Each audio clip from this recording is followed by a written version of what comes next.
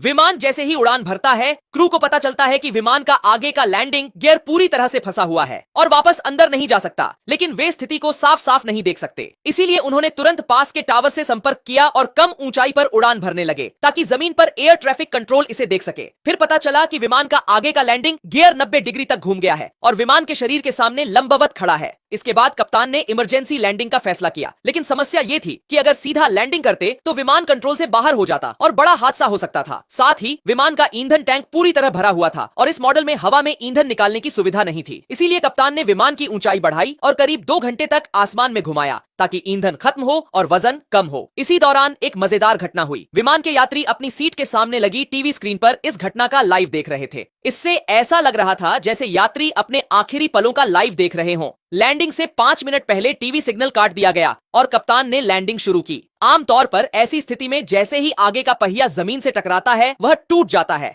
लेकिन कप्तान ने अपने अनुभव से पहले विमान के पिछले पहियों को जमीन पर टिकाया और आगे का पहिया हवा में रखा। जब विमान की गति धीमी हो गई और आगे का पहिया सहन कर सकता था, तभी उसे जमीन पर टिकाया। इसके बावजूद घर्षण से धुआं और चिंगारियां उठी, लेकिन अंत में विमान सुरक्षित रुक गया और विमान के 146 यात्री सुरक्षित बच गए।